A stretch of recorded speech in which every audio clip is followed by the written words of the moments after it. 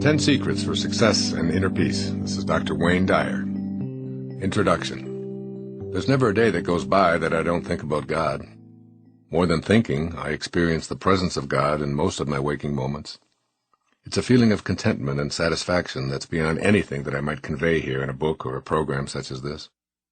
I've come to know the peace of spirit in my life, and because of this knowing, all of my concerns, problems, accomplishments, and accumulations diminish in importance. In this program, I will elaborate on 10 principles to success and inner peace, which, if mastered and practiced on a daily basis, will also guide you to the same sense of tranquility. I've often been asked to speak at high schools and colleges over the past 3 decades. Frequently, my readers encourage me to write to young adults embarking on the journey of adulthood and to provide them with my secrets, if you will, for being successful and happy. The 10 secrets in this program are what I talk or write about when I have the opportunity to speak to young people. However, they're valuable for anyone who's decided to consciously be on their own life path. Each of us makes that choice depending on our individual time clock. For some, it's early in young adulthood, and for others, it happens in the middle or mature years. These secrets apply whether you're just beginning your life path, or nearing the end of it, or on the path in any way.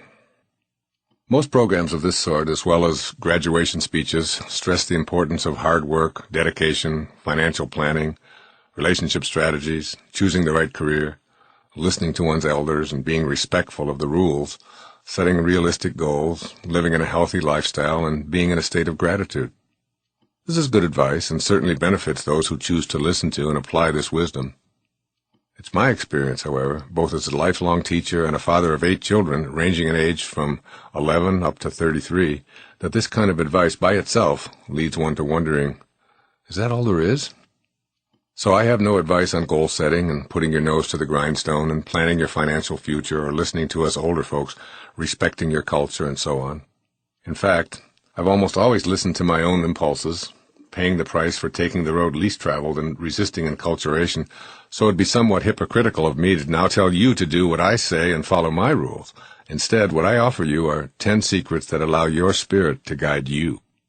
In my experience working with a variety of people over several decades, far too many individuals choose to be anonymous members of the pack, therefore suffering from the inner remorse that makes them feel like failures, filled with conflict and resentment and wondering what the meaning of life really is. So I produce this program in the hopes that it will help you to avoid those feelings of inadequacy and help you feel the peace of God that truly defines success. Read these secrets with an open heart. Apply the ones that resonate with you and discard those that don't. When you feel peaceful and successful, you want to extend and export that peace and love. The violence, hatred, prejudice, and judgments in our world suggest that we have miles to go to reach a world of inner and outer peace.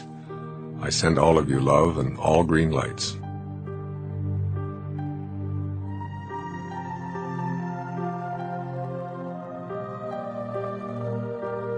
The first secret: have a mind that is open to everything and attached to nothing. Here's a quote from Ralph Waldo Emerson. I wish to say what I think and feel today with the proviso that tomorrow, perhaps, I shall contradict it all. And here's a quote from Robert Frost. I always entertain great hopes. Having a mind that is open to everything and attached to nothing sounds easy until you think about how much conditioning has taken place in your life and how many of your current thoughts were influenced by geography, the religious beliefs of your ancestors, the color of your skin, the shape of your eyes, the political orientation of your parents, your size, your gender, the schools that were selected for you, and the vocation of your great-grandparents, to list only some possibilities. You showed up here as a tiny infant capable of an infinite number of potentialities. Many of your choices remain unexplored because of a hopefully well-intentioned conditioning program designed to make you fit the culture of your caretakers. You probably had next to no opportunity to disagree with the cultural and societal arrangements made for your life. There may have been some adults who encouraged you to have an open mind, but if you're honest with yourself, you know that your philosophy of life, your religious beliefs, your manner of dress, and your language are a function of what your tribe and its heritage determined was right for you. If you made any fuss about going against this preordained conditioning, you probably heard even stronger voices insisting that you get back in line and do things the way we've always done them. Fitting in superseded having a mind that was open to new ideas. If your parents were Jewish, it's unlikely that you were raised to honor and respect the Muslim religion and vice versa. If both your parents were Republicans, it's improbable that you heard the virtues of the Democratic Party extolled. Whatever the reasons our ancestors may have had for not having open minds, it's true that they inhabited a much less populated world than we do. In today's overpopulated world, we simply cannot continue to live with those old styles of closed-mindedness. I urge you to open your mind to all possibilities, to resist any efforts to be pigeonholed, and to refuse to allow pessimism into your consciousness. Having a mind that is open to everything and attached to nothing seems to me to be one of the most basic principles that you can adopt to contribute to individual and world peace. No one knows enough to be a pessimist. Find an opportunity to observe a tiny little green sprout emerging from a seed. When you do, allow yourself to feel the awe of what you're seeing. A famous poet named Rumi observed, "Sell your cleverness and purchase bewilderment." The scene of an emerging sprout represents the beginning of life. No one on this planet has even a tiny clue as to how all of this works.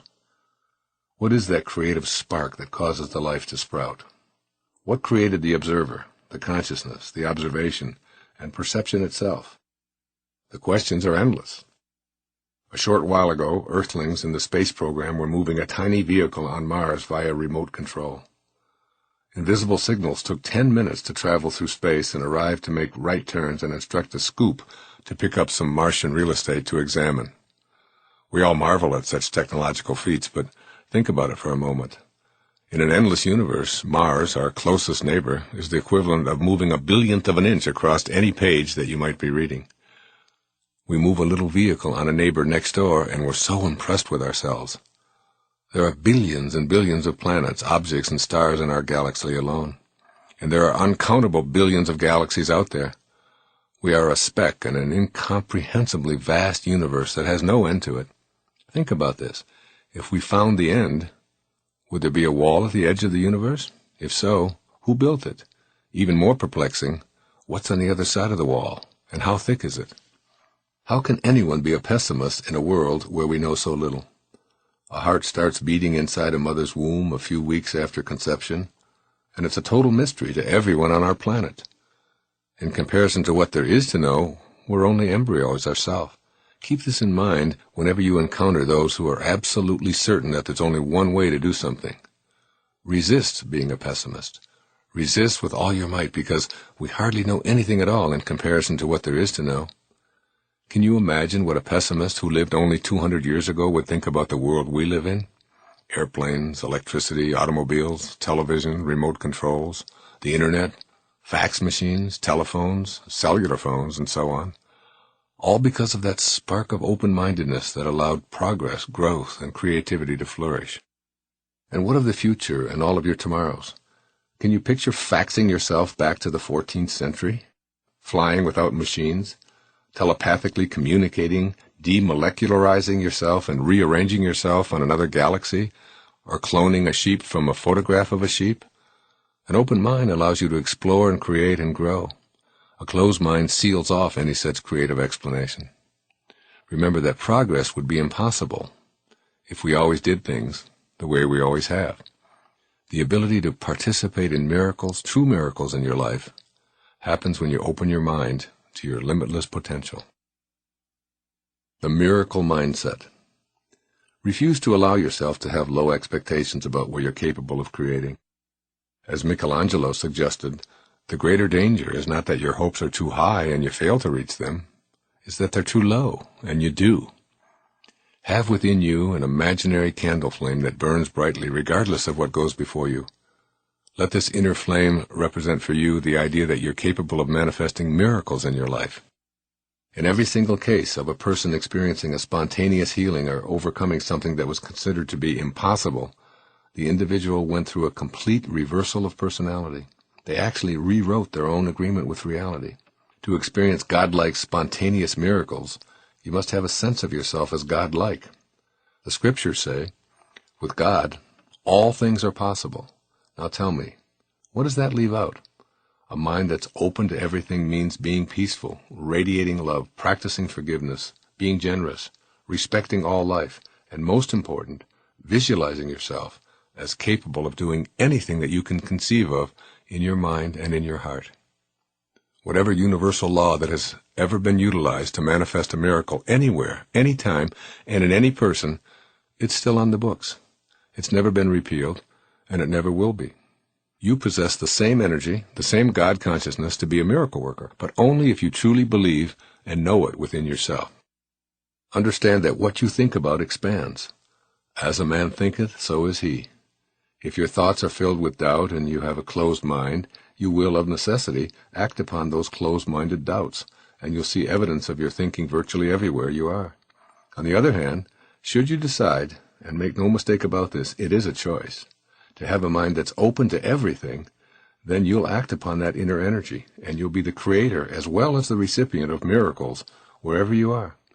You'll experience what Walt Whitman meant when he wrote, "To me, every cubic inch of space is a miracle." What being open to everything means. Everything means just what it says, no exceptions. When someone suggests something to you that conflicts with your conditioning, rather than responding with, "That's ridiculous, we all know that's impossible," say instead, "I've never considered that before. I'll think about it."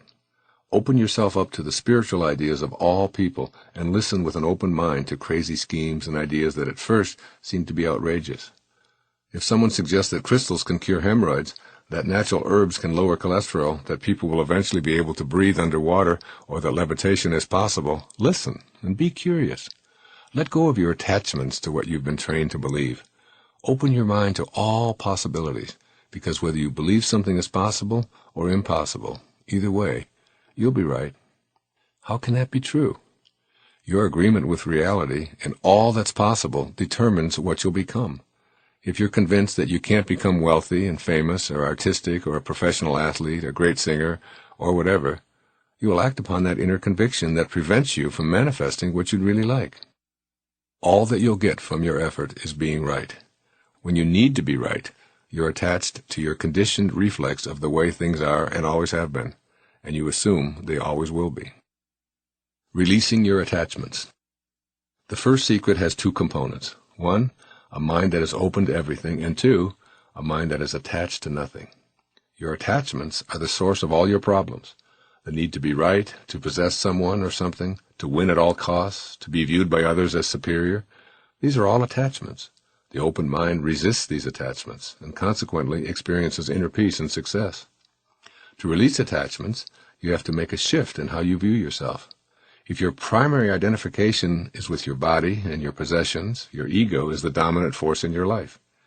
If you can tame your ego sufficiently, you'll call upon your spirit to be the guiding force in your life. As a spiritual being, you can observe your body and be a compassionate witness to your existence. Your spiritual aspect sees the folly of attachments because your spiritual self is an infinite soul. Nothing can make you happy or successful. These are inner constructs that you bring to your world rather than what you receive from it. If you think peaceful thoughts, you'll feel peaceful emotions, and that's what you'll bring to every life situation. If you're attached to being right or absolutely need something in order to be at peace or to be successful, you'll live a life of striving, yet never arriving. It's possible to have a burning desire yet not have attachments. You can have an inner vision of what you intend to manifest and still detach yourself from the outcome. How? Consider this observation in A Course in Miracles. Infinite patience produces immediate results. It sounds like a paradox, doesn't it? Infinite patience implies an absolute certainty that what you'd like to manifest will indeed show up in a perfect order and exactly on time. The immediate result you receive from this inner knowing is a sense of peace. When you detach from the outcome, you're at peace, and you'll ultimately see the fruits of your convictions. Suppose you had a choice between two magic wands. With wand A, you can have any physical thing you desire by simply waving it. With wand B, you can have a sense of peace for the rest of your life, regardless of what circumstances arise. Which one would you pick? A guarantee of stuff or inner peace for the remainder of your life? If you opt for peace, then you already have wand B. Simply have a mind that is open to everything but attached to nothing.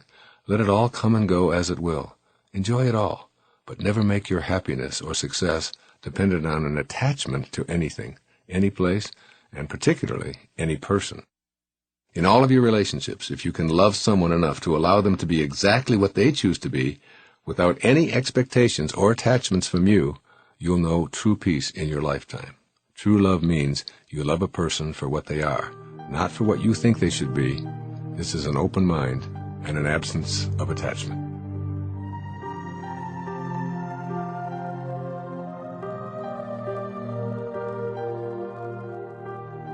The second secret: don't die with your music still in you. And here's a quote from Euripides: "There's just one life for each of us, our own." And Abraham Maslow once said, "A musician must make music, an artist must paint, a poet must write, if he be at peace with himself. What a man can be, he must be." Don't die with your music still in you.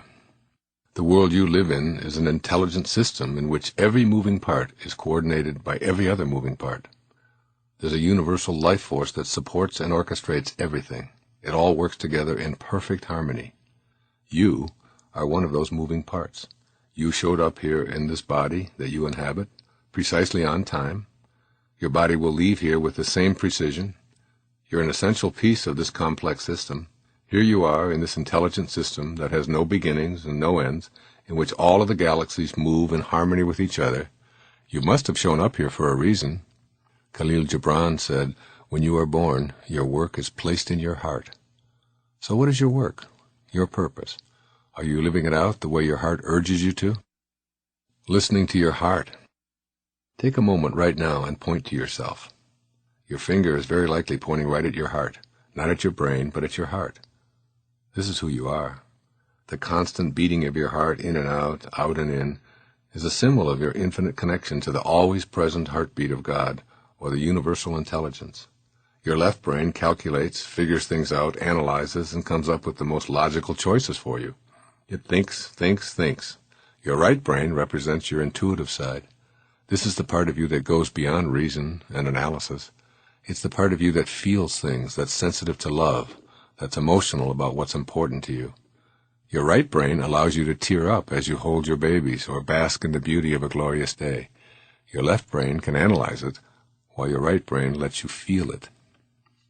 Pick a situation and ask yourself if what you know or what you feel is most important to you. Generally, what you'll take care of first depends on the situation and circumstances you're in. Your intellect can be figuring out exactly how you're supposed to act in a relationship when things are collapsing or when they're rapturous. And then there are times when what you feel will supersede what you know. If you are feeling fearful, scared, lonely, or on the other hand thrilled, loving, and ecstatic, these will be the dominant forces you'll act upon. These are the times when your right brain is right. Your right brain will always lead you passionately to your purpose. Listening to your right brain. There's an intuitive, invisible presence that's always with you. I picture this presence as a nagging little creature who sits on your right shoulder and reminds you when you've lost your sense of purpose. This little fellow is your own death, urging you to get on with what you showed up here for, because you have only so many days to get it done, and then your body will be departing for this visit. Your invisible companion will prod you when you're spending another day doing what somebody else has dictated if it's not a part of your own passion in life.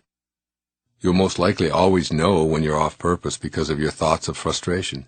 You might not always act on this knowledge, though, because your left brain has not mustered up the courage to do the bidding that your right brain knows is your destiny. Your inner intuitive voice keeps urging you to play the music that you hear so that you won't die with it inside of you. But your left brain says, wait a minute, be careful, don't take risks, you might fail. You might disappoint all of those who have a different view of what you should be doing. Then your right brain, invisible companion, your death, speaks even louder. The volume gets turned up and trying to get you to follow your dream. Listening exclusively to your left brain will turn you ultimately into a pretender, or even worse, a commuter. Getting up every morning, going with the crowd, doing that job that brings in the money and pays the bills, and getting up the next morning and doing it all over again, as a well-known song implies. Meanwhile, the music inside of you fades almost to a point of being inaudible. But your constant, invisible companion always hears the music and continues tapping you on your shoulder. The attempts to get your attention may take the form of an ulcer, or a fire to burn up your resistance, or being fired from a stifling job, or being brought into your knees with an accident. Usually these accidents, illnesses, and forms of bad luck finally get your attention, but not always. Some people end up like Tolstoy's character, Ivan Ilyich, who anguished on his deathbed. What if my whole life has been wrong? A fearsome scene, I must say. You don't have to choose that fate. Listen to your invisible companion. Express the music that you hear, and ignore what everyone else around you thinks you should be doing. As Thoreau put it, if a man does not keep pace with his companions, perhaps it is because he hears a different drummer. Let him step to the music he hears, however measured or far away. Be willing to accept that others may even see you as having betrayed them, but you haven't betrayed your music, your purpose. Listen to your music, and do what you know you have to do to feel whole, to feel complete, and to feel as if you're fulfilling your destiny. You'll never be at peace if you don't get that music out and let it play. Let the world know why you're here, and do it with passion. Being passionate means taking risks.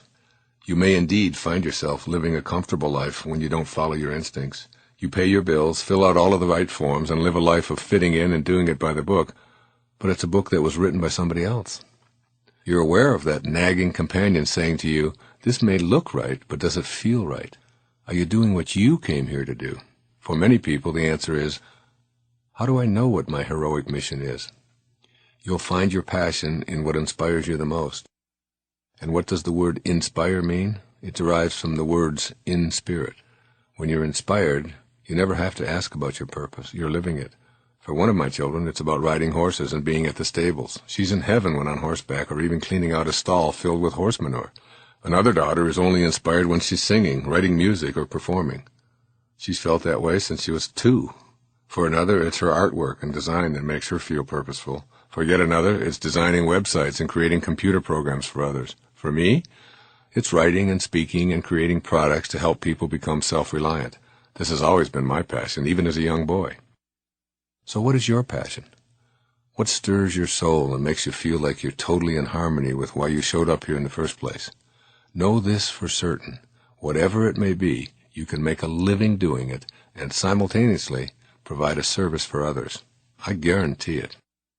The only thing that will keep you from playing the music you hear and marching to the unique drumbeat you experience within is fear. According to A Course in Miracles, there are only 2 basic emotions. One is fear, the other is love. You may fear the disapproval of others. Take that risk, and you'll discover that you receive more approval when you don't seek it than when you do. You may fear the unknown. Take that risk as well. Wander in there, asking yourself, what's the worst thing that can happen if this doesn't work out? The truth is that you will just move beyond it. You're not going to starve to death or to be tortured if something doesn't work out. You might fear being successful. You may have been conditioned to believe you're inadequate or limited. The only way to challenge these absurdities is to go toward what you know you're here for, and let success chase after you, as it most assuredly will. Or you may fear the biggest one of all. You may fear failure. The myth of failure. This may come as a surprise to you, but failure is an illusion. No one ever fails at anything. Everything you do produces a result. If you're trying to learn how to catch a football and someone throws it to you and you drop it, you haven't failed. You simply produced a result. The real question is, what do you do with the results that you produce? Do you leave and moan about being a football failure? Or do you say, throw it again, until ultimately you're catching footballs? Failure is a judgment. It's just an opinion. It comes from your fears, which can be eliminated by love. Love for yourself, love for what you do, love for others, love for your planet. When you have love within you, fear cannot survive. Think of the message in this ancient wisdom. Fear knocked at the door. Love answered. And no one was there. That music that you hear inside of you urging you to take risks and follow your dreams is your intuitive connection to that purpose in your heart since birth. Be enthusiastic about all that you do. Have that passion with the awareness that the word enthusiasm literally means the God and theos within, diasm. The God within. The passion that you feel is God inside of you, beckoning you to take the risk and be your own person. I've found that perceived risks are not risky at all once you transcend your fears and let love and self-respect in. When you produce a result that others laugh at, you're also stirred to laughter. When you respect yourself, stumbling allows you to laugh at yourself as an occasional stumbler. When you love and respect yourself, someone's disapproval is not something you fear and avoid. The poet Rudyard Kipling declared, "If you can meet triumph and disaster and treat those two impostors just the same, yours is the earth and everything that's in it." The key word here is impostors. They're not real. They exist only in the minds of people. Follow your right brain, listening to how you feel, and play your own unique brand of music. You won't have to fear anything or anyone, and you'll never experience that terror of lying on your deathbed someday saying, "What if my whole life has been wrong?" Your invisible companion on your right shoulder will prod you each and every time you're moving away from your purpose.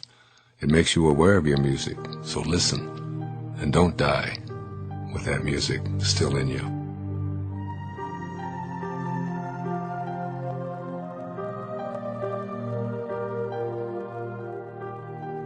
The third secret: you can't give away what you don't have.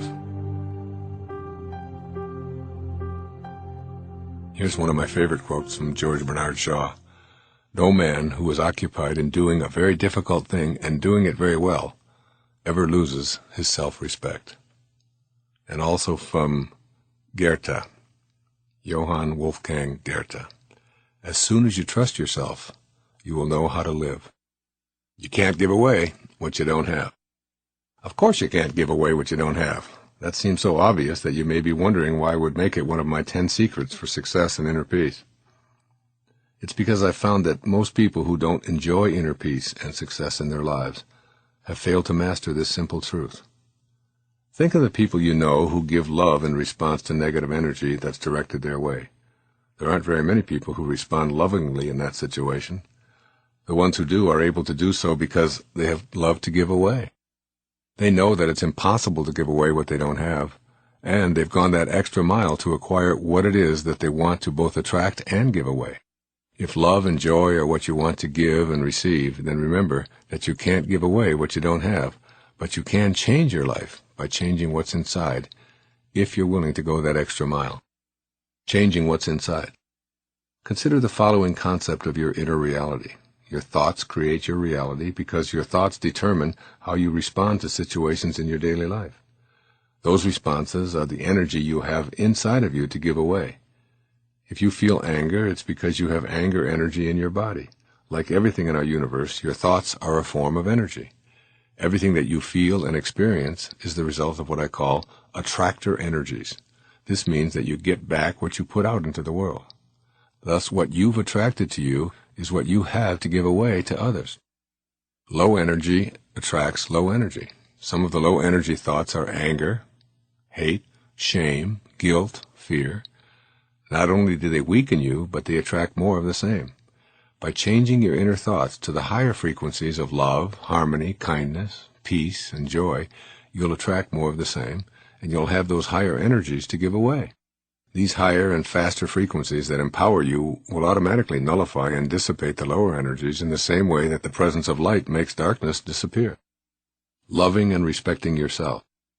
By becoming more loving toward yourself, you will attract more of the higher, faster energies and begin to change what's inside you. In your thoughts, cultivate an inner voice and attitude that's 100% of the time for you. Imagine an aspect of yourself that only supports and loves you. You might schedule a certain time of the day when that's the only thought that you allow yourself to pay attention to. Gradually, this attitude will extend to other people, even if you can only do it for a minute or two. You'll begin to receive this energy back and ultimately be able to send thoughts of love and joy to everyone and everything in your world. Notice when your thoughts drift into the lower energy of ridicule or hate or guilt, and change the thought at the very moment if it's at all possible. If you're unable to change the thought, then at least love yourself for what you did do, that is, for noticing.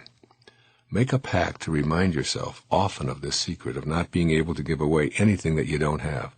Then work on your personal program of self-love, self-respect, and self-empowerment, and create a huge inventory of what you wish to give away. One of the lessons I continued to learn and practice is that the universe responds with the same energy that we send out. If you attract a lot of people who wish to take advantage of you, you need to consider what you're doing to attract victimizers into your life. If you run into anger a lot, explore the angry thoughts you have inside of you. If your consciousness is a gimme, gimme, gimme energy, you'll attract all manner of demanding energies into your life. You know if this is true by the number of deadlines not being met, or demanding bosses or customers you encounter, and the feeling of being a victim. Send out gimme, gimme, gimme energy to the universe, and it will do the very same to you in return. If what you give is self-respect and self-love, the universe, via the attractor energy, will return the love and respect you've been radiating. It's really so simple. You can't give away what you don't have. The irony of giving.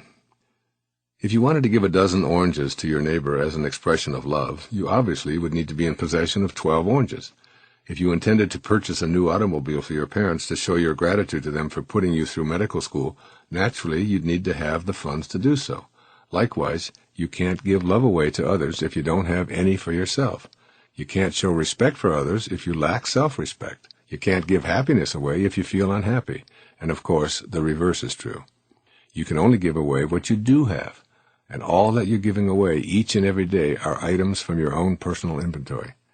If you give away hatred, it's because you've stored up hatred inside of you to give it away. If you give away misery, it's because you have a ready supply available from which to select and to distribute. This concept is simplified by a description of squeezing an orange. When you squeeze an orange, you'll always get orange juice to come out.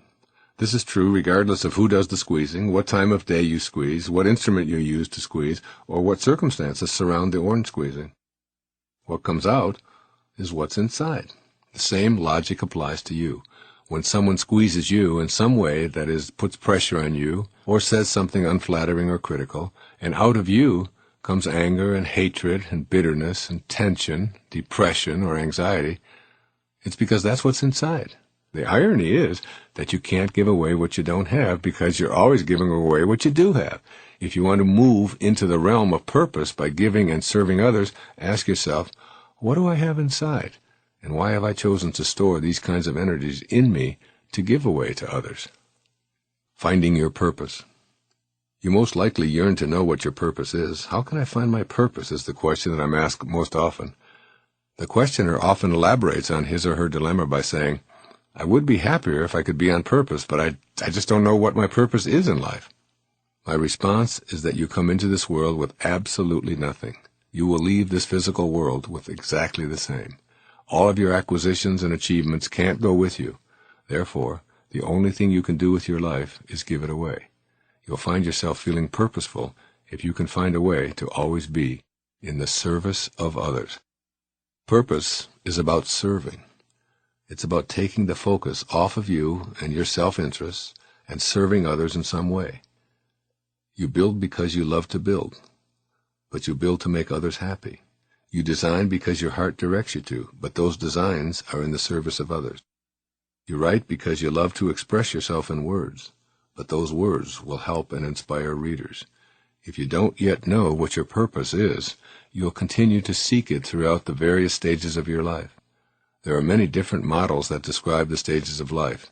Here I'm using the 4 archetypal stages of athlete, warrior, statesman, and spirit to briefly show what your purpose is in each stage. In the athlete archetype, the focus is exclusively on the physical body and how it looks and performs. The warrior archetype wants to compete, defeat, and collect the rewards. The statesman archetype emphasizes fulfilling the desires of others by asking, how may I serve? At the final stage, and the highest that we know, is the archetype of spirit. At this stage, you realize what is meant by being in this world, but not of this world. The spirit part of you knows that neither the body nor this world is its exclusive domicile. This spirit archetype invites you to minimize your material world concerns and to put more of your energy into the essence of life, which is love and service. As you progress through these 4 archetypes, you'll find yourself thinking less and less of your own self-interest and more about how you can make the world a better place for all. In this way, you discover a great truth. The more you chase after your own goals and pursue your self-interests, the more these aims will elude you. But when you turn your thoughts and then your activities, regardless of what they are, to serving others, those things that you used to chase after will begin to follow you wherever you go. When you get yourself out of the picture completely, the forces of the universe will seem to conspire to provide all that you previously sought for yourself. And then, because you're not attached to them any longer, they'll flow in and out of your life freely. In essence, I'm urging you to stop taking your life so personally. You can end any and all suffering by reminding yourself that nothing in the universe is personal. Of course, you've been taught to take life very personally, but this is an illusion. Tame your ego and absolutely free yourself from ever taking anything personally. Keep these thoughts in mind, particularly when you feel lost or unsure of your purpose. My purpose is about giving. I'll direct my thoughts off of me and spend the next few hours looking for a way to be of service to anyone or any creature on our endangered planet. This will bring you back to a realization that it doesn't matter what you do as long as you're able to give. In order to fully give and be of service and ultimately feel purposeful, you must be able to say yes when you ask yourself, do I really possess what it is that I wish to give away?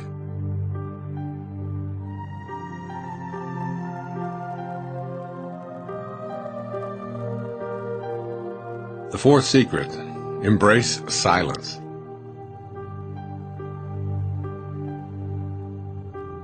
Here's a quote from John Stuart Mill. Solitude, in the sense of being often alone, is essential to any depth of meditation or of character. And solitude, in the presence of natural beauty and grandeur, is the cradle of thought and aspirations, which are not only good for the individual, but which society could ill do without. And the man who founded Alcoholics Anonymous, Bill W., said, perhaps one of the greatest rewards of meditation and prayer is the sense of belonging that comes to us. Embrace silence. You live in a noisy world, constantly bombarded with loud music, sirens, construction equipment, jet airplanes, rumbling trucks, leaf blowers, lawnmowers, and tree cutters. These human-made and unnatural sounds invade your senses and keep silence at bay. In fact, you've been raised in a culture that not only eschews silence, but is terrified of it. The car radio must always be on, and any pause in conversation is a moment of embarrassment that most people quickly fill with chatter. For many, being alone is a nightmare, and being alone in silence is pure torture. The famous scientist Blaise Pascal once observed, all man's miseries derive from not being able to sit quietly in a room, alone. The value of silence. There's a momentary silence in the space between your thoughts that you can become aware of with practice. In this silent space, you'll find the peace that you crave in your daily life.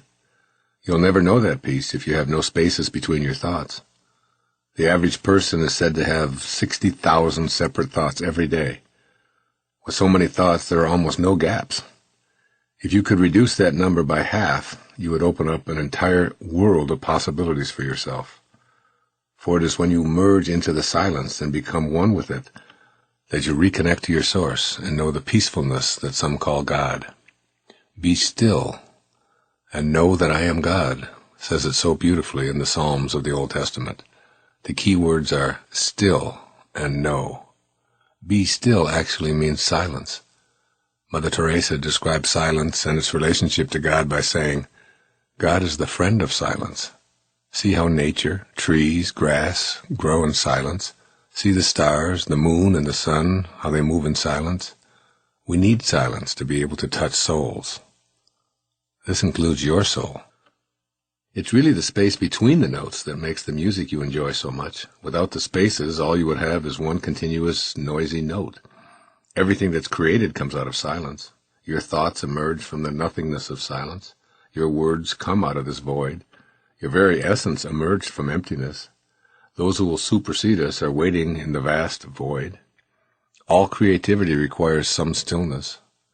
Your sense of inner peace depends on spending some of your life energy in silence to recharge your battery and remove tension and anxiety and reacquaint you with the joy of knowing God and feel closer to all of humanity.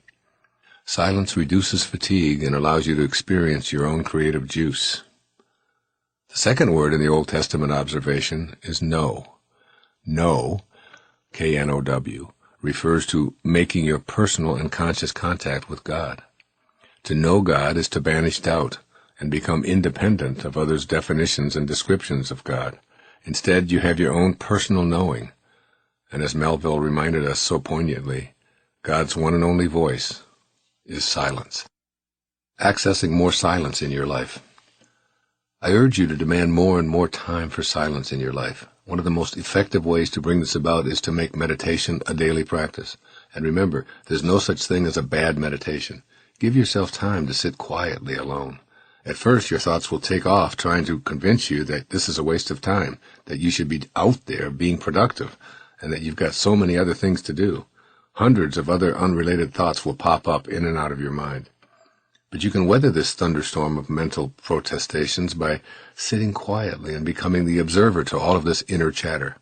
Eventually, you'll be able to move to the gaps between your thoughts and notice how peaceful you felt in that silent gap when you emerge from it. Try it right now. Use the Lord's Prayer. Concentrate on the word our and then Father. Try to go into the gap between the two words, our and Father. Then do it again with who and art and in and heaven. Just slip momentarily into the gap and notice how peaceful and exquisite you feel in that gap.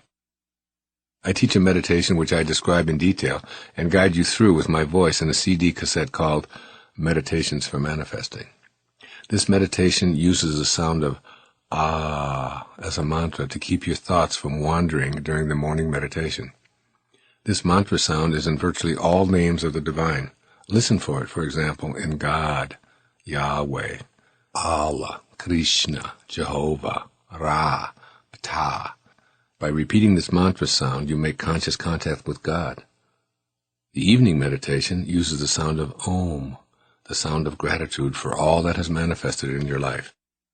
Repeating the sound of Ah in the morning and Om in the evening for approximately 20 minutes creates an opportunity for you to experience inner peace and success in a way you may never have known before.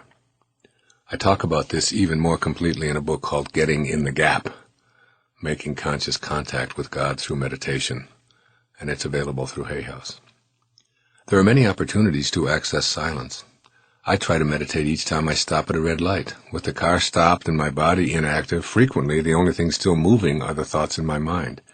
I use those 2 minutes or so at the stoplight to bring my mind into harmony with my inert car and body.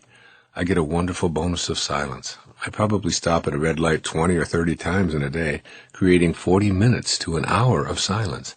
And there's always someone behind me to let me know when my time is up by breaking the silence with a honking horn. Meditation not only affects you, it impacts everyone around you. When you're at peace, you radiate a different kind of energy than when you're stressed or depressed. The more peaceful you become, the easier you can deflect the negative energies of those you encounter. This is like having an invisible shield around you that nothing can penetrate unless it's at a higher spiritual energy than your shield. A hostile current is greeted with a smile and an inner knowing that this is not your stuff. A person who attempts to bring you into their misery cannot succeed without your agreement. Your meditation practice keeps you immune. Not only can you deflect the negativity of those around you, but your sense of peace will bring others into harmony with you.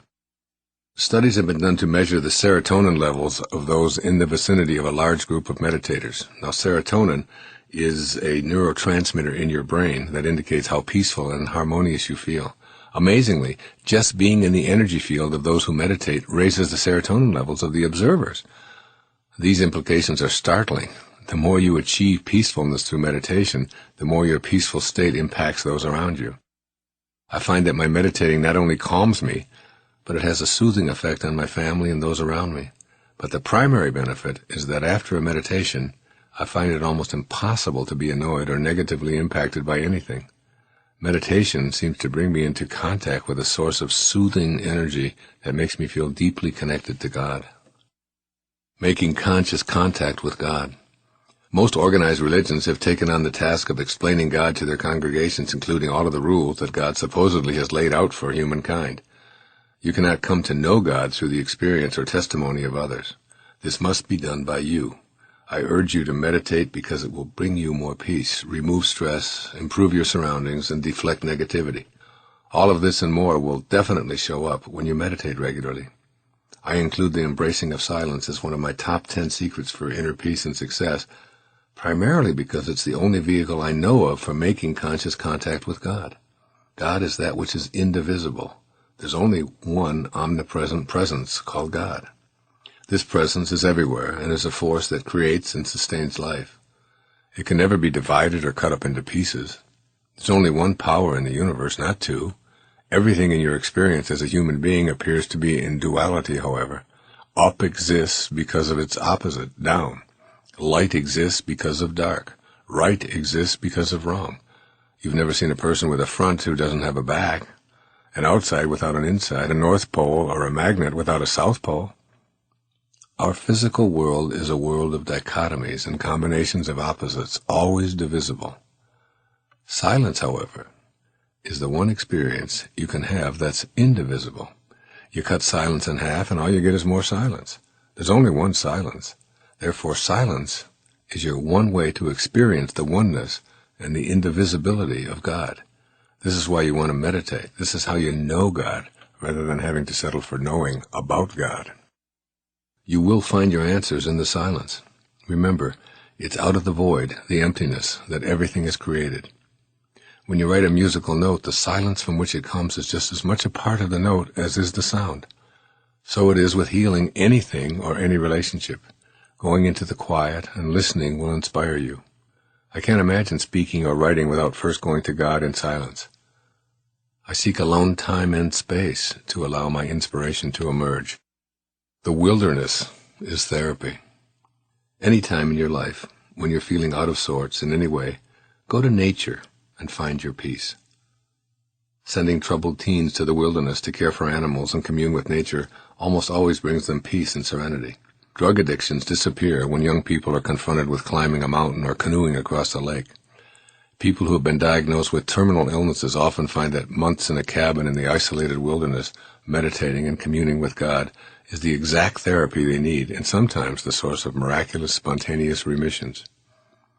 If you ever suffer from insomnia, walk barefoot on the grass for 10 minutes before going to bed. Nature has a marvelous way of healing many maladies. Try spending a day in an isolated spot, listening only to the sounds of nature, the birds, the insects, the rustling of leaves, the wind.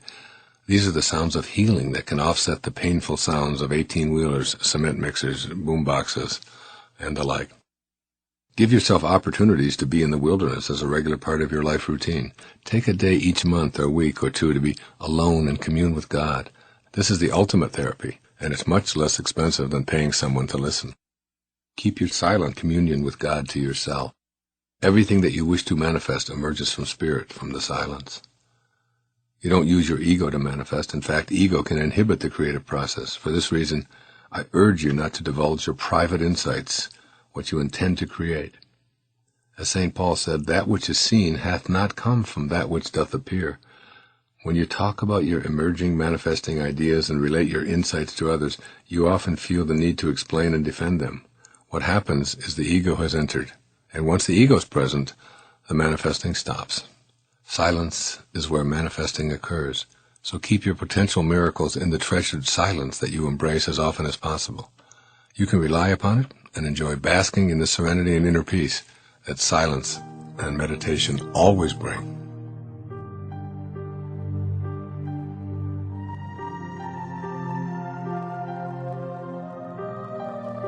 The fifth secret: give up your personal history.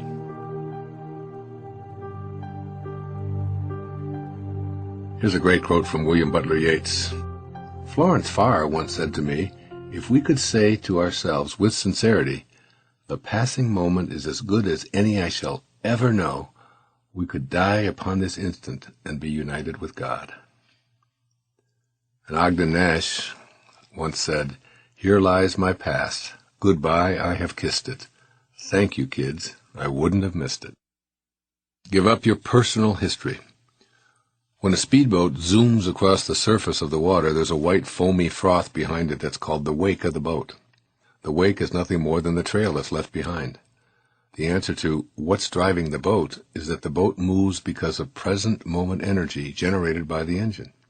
This is what makes the boat move forward across the water. Do you think it's possible for the wake to drive the boat? Can the trail that's left behind make a boat go forward? These are rhetorical questions with obvious answers. I'm sure you agree that the wake is only the trail left behind, and that it's not what drives the boat forward. I'm suggesting that you apply this idea to your life. The wake of your life is nothing more than a trail that's left behind. Thought of in this way, it's absolutely impossible for that wake to drive you forward. The wake is not in any logical way responsible for what you're experiencing or failing to experience today. The wake is just what it is, and nothing more, a trail that you've left behind. But have you? Being a victim of your personal history. For well over a quarter century now, I've worked with people to help them access high levels of awareness. It's my experience that most people live their lives in the wake by hanging on to personal histories to justify their self-defeating behaviors and the scarcity in their lives. They hang on to past pains, abuses, and shortcomings as calling cards to announce a poor me status to everyone they meet within minutes of their introduction. I was abandoned as a child. I'm an alcoholic. I'm an incest survivor. My parents were divorced and I've never gotten over it. The list could go on for hours and hours. Your past is over. By bonding to your past, you not only ensure that you'll be immobilized today, but you prevent yourself from healing. By referring to past struggles and using them as the reasons for not getting on with your life today, you're doing the equivalent of attributing to the wake the ability to drive the boat. This also works in reverse. Many people refer to the good old days that are gone forever as the reason why they can't be happy and fulfilled today. Everything has changed. No one respects anybody else like they used to. $1 used to be worth $1. Now everything is so overpriced. People don't seem to want to help out like they did in the past. When we were kids, we respected authority. Today's kids walk all over their parents. This is also living in the wake and assigning responsibility to the past for why you can't be successful or happy today. Getting out of the wake. Imagine a pencil with the ability to only write your past history. It has no use otherwise. All of your past is in that pencil. Are you going to keep it? What for? Are you going to give it up? Perhaps Omar Khayyam will inspire you with this poem written 1,000 years ago. The moving finger writes, and having writ moves on, nor all thy piety nor wit can lure it back to cancel half a line, nor all thy tears wash out one word of it.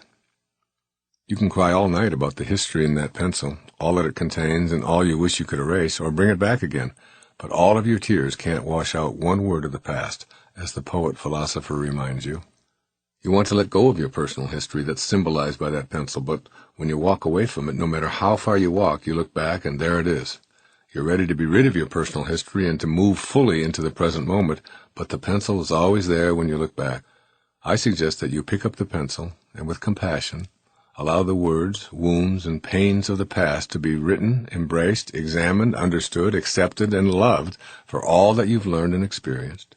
The act of picking it up and embracing it will give you the strength to transform the past into song, poem, paint, or ritual if you feel called to do those things, or to throw it away in your unique way.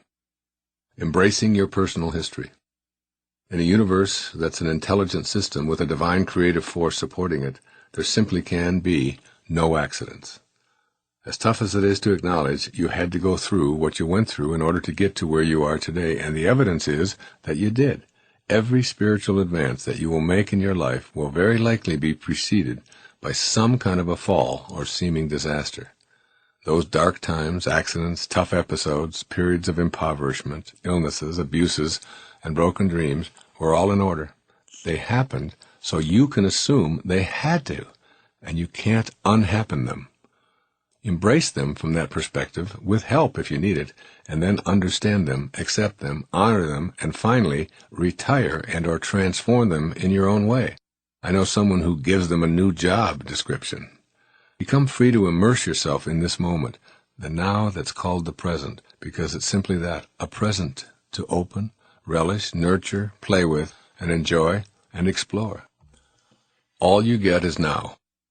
The willingness and ability to live fully in the now eludes many people. While eating your appetizer, don't be concerned with the dessert. When reading a book, notice where your thoughts are. While on vacation, be there instead of thinking about what should have been done and what has to be done when returning home. Don't let the elusive present moment get used up by thoughts that aren't in the here and now. There's an irony to this habit of having your mind drift to other times and other places.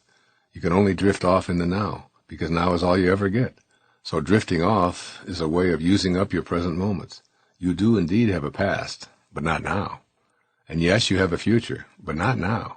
And you can consume your now with thoughts of then and maybe, but that will keep you from the inner peace and success you could be experiencing.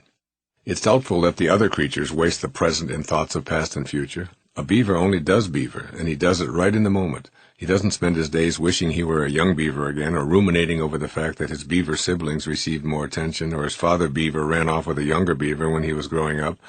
He's always in the now. We can learn much from God's creatures about enjoying the present moment rather than using it up consumed with guilt over the past or worry about the future. Practice living in the moment and refuse to allow any thoughts based on your past to define you. Stop and take notice of all that's in your immediate space, the people, creatures, vegetation, cloud formations, building designs, everything. Stay in the present by meditating and getting closer to the ultimate now, which is God. God is only here and now. Think about this. God will not be doing anything different 1 hour from now than God is doing right now. And God is not doing anything different now from what God was doing 1,000 years ago. The truth is that you can only come to know God if you're willing to be at peace in the present moment.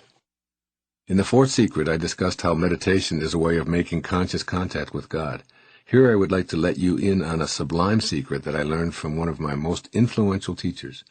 You will only come to truly know God when you give up the past and the future in your mind and merge totally into the now, because God is always here now.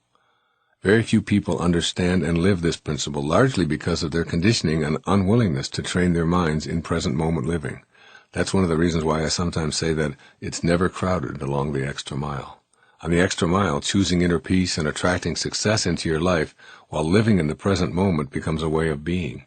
You can begin by releasing your personal history from your repertoire of available excuses for why you're not living in peace. No longer relying on your personal history. Make an effort to remove all labels that you've placed on yourself. Labels serve to negate you. You must ultimately live up to the label rather than being the limitless spirit that is your true essence. You're not an American, an Italian, or an African. You're a member of one race, the human race. You're not a male or a female, a Democrat or a Republican.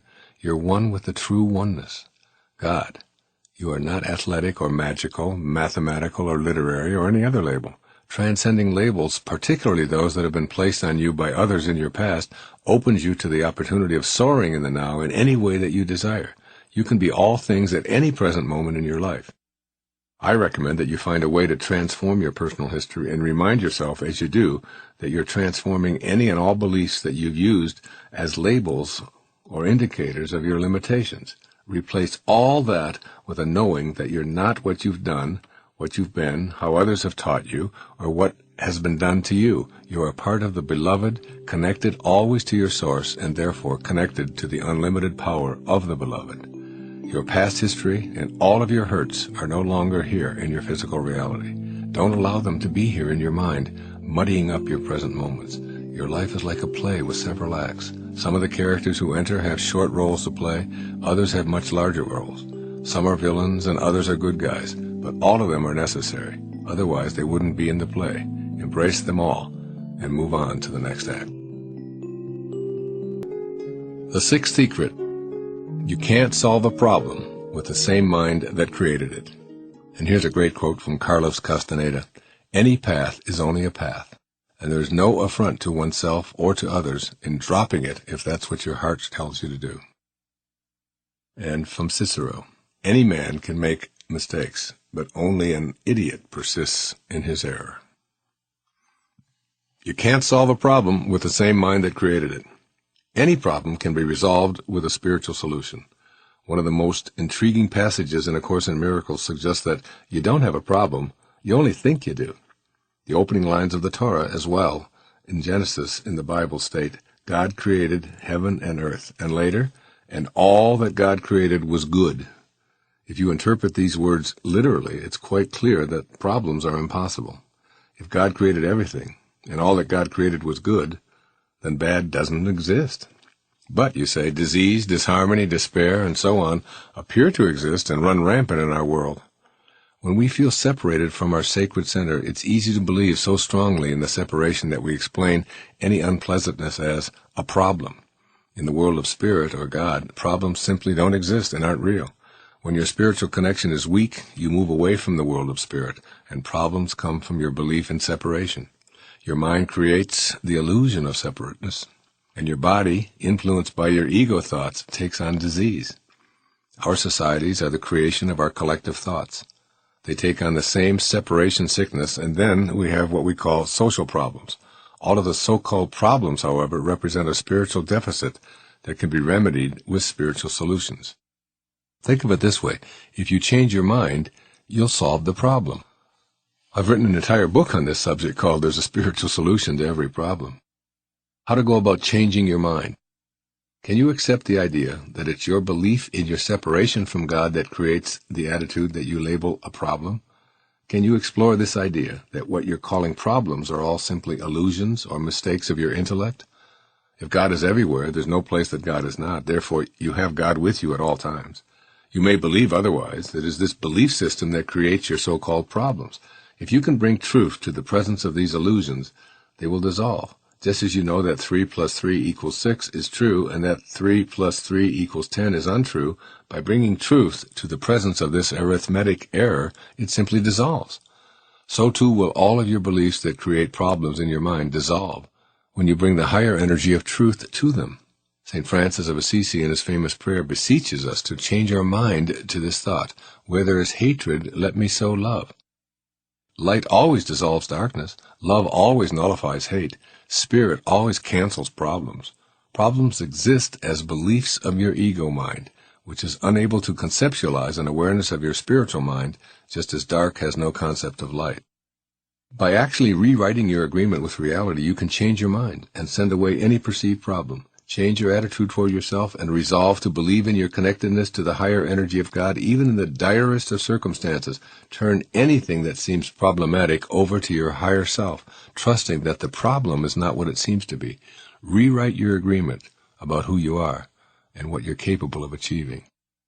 Your new agreement with reality.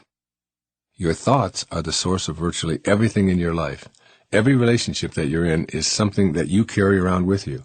If your relationship is lousy, it's because you think of it that way. The person you're in a relationship with isn't with you in this moment, or when you're at work, or when you're in the bathroom, but your thoughts about that person are always with you. The only way you can experience another person is in your thoughts.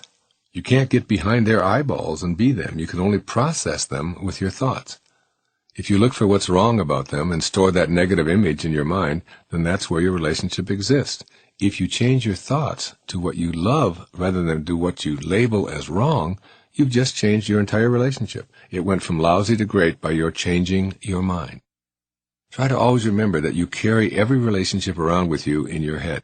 Robert Frost reminds us, you love the things you love for what they are. When you forget this and process other people on the basis of what you think they should be, or what they used to be, or how they compare to what you are, then you've sent love away, and in your mind, the relationship is soured. You experience everything and everyone in your thoughts. Change your thoughts, and you change what you carry around in your head as problems. The world is just the way it is. The economy is just as it should be. The people who are behaving badly in the world are doing what they're supposed to be doing. You can process it in any way that you choose. If you're filled with anger about all of those problems, you are one more person who contributes to the pollution of anger. Your desire to do something about the lowest energies will motivate you to be more loving, more feeling, and more peaceful. And in so doing, you may influence those who are the farthest removed from God to return to their source. This new agreement with yourself to always stay connected to Spirit, even when it seems to be the most difficult thing to do, will allow whatever degree of perfect harmony that your body was designed for to proliferate.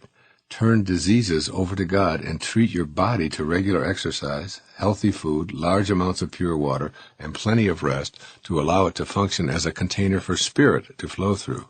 Your new agreement with reality, in which you blended your physical self and your personality with your spiritual God-connected self, will begin to radiate a higher energy of love and light. Wherever you go, others will experience the glow of your God consciousness, and disharmony and disorder and all manner of problems simply will not flourish in your presence. Become, quote, an instrument of thy peace, unquote, as St. Francis desires in the first line of his famous prayer. Move up the ladder of human awareness from the lowest to the highest. Become a mystical being by simply changing your mind from one that created and experienced problems to one that resolves them. The 3 levels of consciousness. Throughout your life, you can measure yourself on the following 3 levels of consciousness. Few, if any, ever stay at any one level all of the time. These levels of awareness are presented from lowest to highest. The first and lowest level. called ego consciousness. In ego consciousness, your primary emphasis is on your personality and your body. There's an exceptionally strong belief in your separateness from everyone else, from all that you'd like to attract into your life, and from God. This attitude puts you into a state of competing for your share if your job is to get there first. Winning and being number one seem to be the most important things you can do when you live at the level of ego consciousness. You spend a lot of your time measuring your success on the basis of, how do I stack up against others? If you have more than others, you feel better about yourself. Having more money makes you feel better. Accumulating more awards and prestige and climbing higher on the corporate ladder encourages you to feel good about yourself. Ego consciousness prods you to compete, compare, and conclude that you are the best, so you concentrate on running faster and looking better than others. It's at this level of consciousness that problems exist. This is where your inner peace is virtually impossible and success eludes you because you must always be striving to be someplace else. In order to walk comfortably along the extra mile, you must tame this ever-demanding, impossible-to-satisfy ego. Feelings of despair, anger, hatred, bitterness, stress, and depression stem from the ego's anxiety and insistence on living up to an external standard. The result is the anguish of not measuring up or fitting in properly. The ego will seldom allow you to rest and demands more and more because it's terrified that you'll be called a failure. When you move beyond ego and make your higher self the dominant force in your life, you'll begin to feel that contentment and inner glow of peace and success that characterizes the extra mile. 2. The second level is called group consciousness. Group consciousness is similar to ego consciousness with the exception that you move past yourself as the central focus of your life and you now include others who are members of your tribe or your clan. You suppress your individual ego and join a larger organization, the group ego. Your membership is based upon your family, your heritage, your racial backgrounds, your religion, your language, your political affiliations, and so on. You're required to think and act like the group to which you've been assigned. You go to war in the name of patriotism to kill others who have been conditioned to do the same. You identify yourself as a particular ethnic person, often with labels such as Italian, Chinese, or African American. At the group consciousness level, you're often dedicated to continuing social problems such as war, brutality, and religious persecution, which originated in ancestral enmities that have existed for thousands of years. But it also comes right down to daily living. Families insist that you adopt this viewpoint, hate whom they hate and love whom they love. You have blind allegiance to a company that may be making weapons of destruction, a concept to which you're normally opposed, but you do it anyway because it's my job. Some policemen and soldiers victimize their fellow human beings by behaving worse than the criminals or so-called enemies they abhor so much. Our inhumanity to our fellow human beings is often justified on the grounds of a group consciousness mentality. Members of gangs or societies will behave in horrid ways, spurred on by a group or clan mentality. In short, what the group dictates becomes your identification card as a human being. Remember that you can't solve any problem with the same mind that created it. In order to resolve a struggle that results from group consciousness, you have to change your mind or continue to have the problem haunt you. Resolving problems related to group consciousness involves moving into the highest level, which is the third level and called mystical consciousness. This level of problem-free consciousness is distinguished by the feeling of connectedness rather than separateness. At the level of mystical consciousness, you feel connected to every individual, every creature, the entire planet, and God. Feeling connected means you truly sense that we are all one, and that harm directed at others is really harm directed at ourselves. Here, cooperation supplants competition, hatred is dissolved with love, and sadness is reduced to nothingness with joy. At this level, you're a member of the human race, not a subgroup. Here, you're a nation of the world with a global awareness rather than a patriot of any one country. In mystical consciousness, you won't feel separate from anyone, anything, or God. You won't be what you have, what you accomplish, or what others think of you. You will be the beloved, and you will have changed your mind. Problems will now be only illusions of the mind that you no longer carry around with you. As the great humanitarian Mahatma Gandhi put it, man becomes great exactly in the degree to which he works for the welfare of his fellow man. This is the level of mystical or God consciousness. It's a place where you can live a problem-free existence by changing your thoughts from ego and group consciousness to the higher level of mysticism. Here you truly understand what Thoreau meant when he said, "There is no remedy for love but to love more."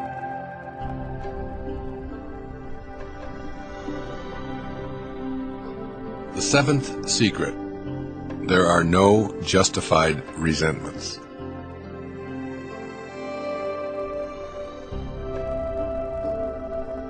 Here's a quote from Marcus Aurelius, the famous Roman emperor. The happiness of your life depends upon the quality of your thoughts. Take care that you entertain no notions unsuitable to virtue and reasonable nature. And here's Mother Teresa. God does not command that we do great things, only little things with great love. There are no justified resentments. You hear people say this all the time. I have a right to be upset because of the way I've been treated. I have a right to be angry, hurt, depressed, sad, and resentful. Learning to avoid this kind of thinking is one of my top 10 secrets for living a life of inner peace, success, and happiness. Anytime you're filled with resentment, you're turning the controls of your emotional life over to others to manipulate. I became aware of how powerful this lesson was many years ago while sitting in on a meeting of 12 people who were in a recovery group for alcoholism and drug addiction. All 12 of those people were accustomed to blaming others for their weaknesses, using almost any excuse as a rationale for returning to their self-defeating ways. On a poster hanging in the room were these words, "In this group, there are no justified resentments." Regardless of what anyone would say to another group member, no matter how confrontational or ugly the accusations, each person was reminded that there are no justified resentments. You may need to consider whom you resent before you make your own choice about whether this is useful for you. Resentments give you an excuse to return to your old ways. This is what got you there in the first place. Why resentments are there? You may be familiar with a popular television show called Who Wants to Be a Millionaire? If the contestant answers 15 multiple-choice questions, he or she wins $1 million. Starting with a $100 question, the person in the hot seat answers 5 questions until reaching the $1,000 level. At this point, the person is guaranteed to leave with something. Then the questions increase in difficulty. If the contestant reaches $32,000, again there's a guarantee of leaving with that amount. So there are 2 crucial levels to attain. The $1,000 level, which is achieved by answering 5 relatively simple questions, and the $32,000 level, which involves 5 increasingly difficult questions. I've just related details about this TV program to present the idea of the 2 levels that you must achieve in order to have a chance at the highest $1 million level of awareness. The $1,000 level is one in which you can learn to leave blame behind in your life. If you don't do so, you're going to go home with nothing.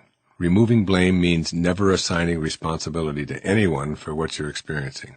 It means that you're willing to say, I may not understand why I feel this way, why I have this illness, why I've been victimized, or why I had this accident, but I am willing to say without any guilt or resentment that I own it, I live with it, and I am responsible for having it in my life. Why do this?